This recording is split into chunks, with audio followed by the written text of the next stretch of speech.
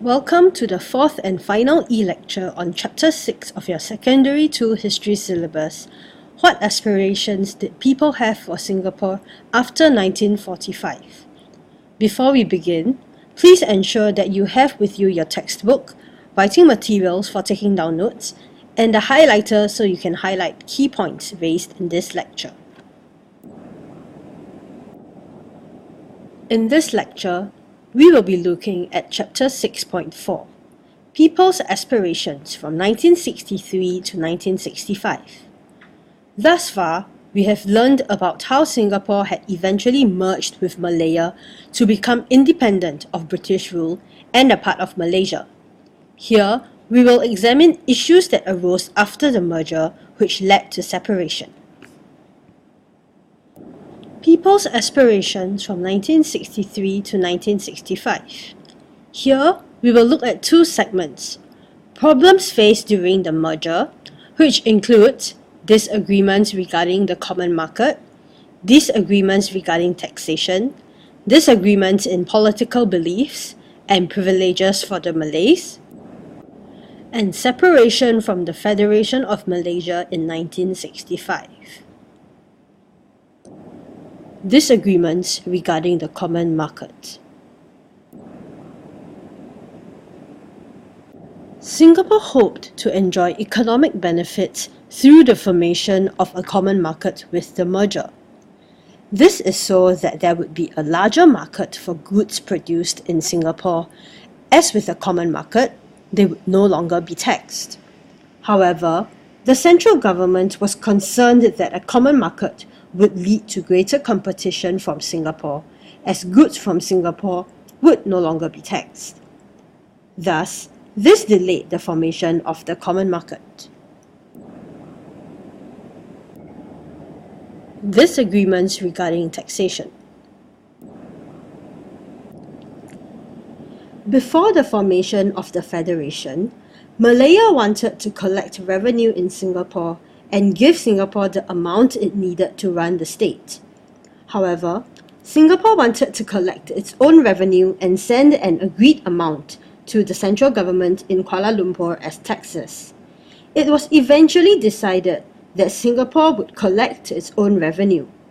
However, the contribution Singapore had to make to the central government was later increased from 40% to 60%. Singapore felt that this was an unfair decision. Disagreements in political beliefs. In 1951, the Alliance Party formed the central government in Malaysia.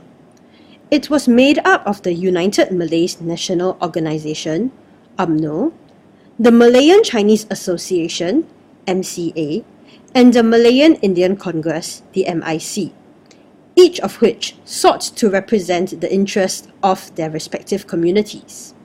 However, the PAP government in Singapore believed in representing the interests of all communities regardless of race. Privileges for the Malays.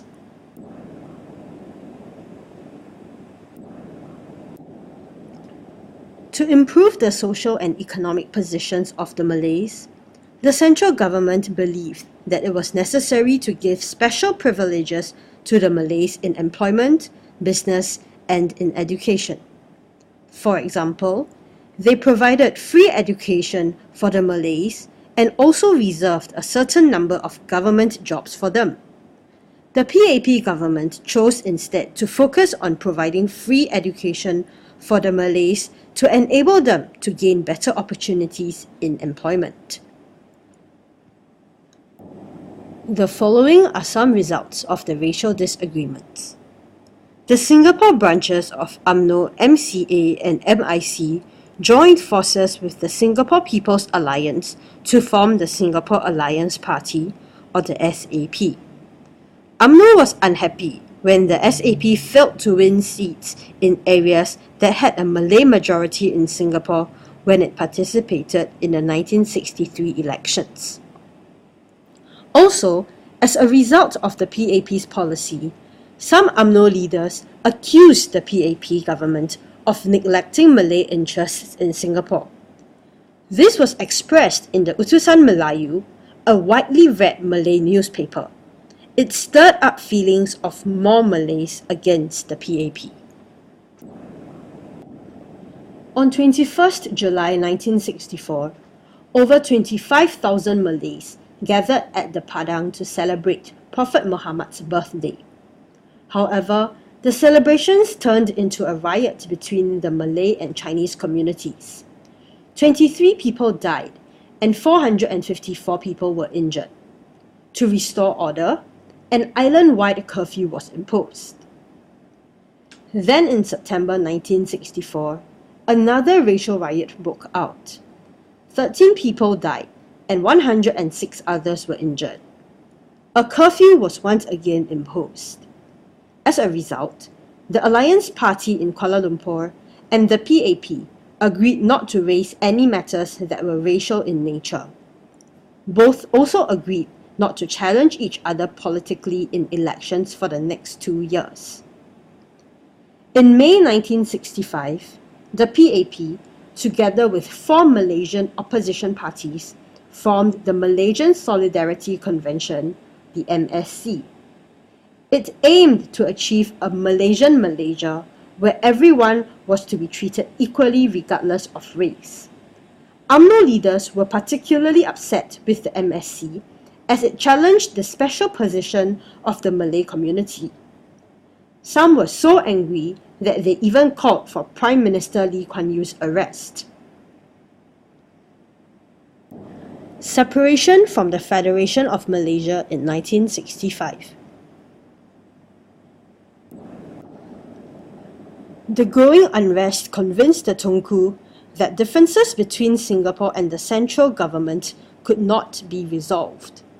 He thought that it was best for Singapore to leave Malaysia. On Monday, 9th August 1965, before television cameras on Caldecott Hill, Prime Minister Lee Kuan Yew announced to the people that Singapore was no longer part of Malaysia.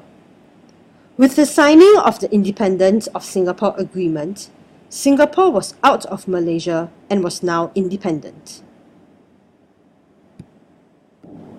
We have now come to the end of the content for Chapter 6. Please take some time to consolidate what you have learned across the series of e-lectures. Thank you for your attention.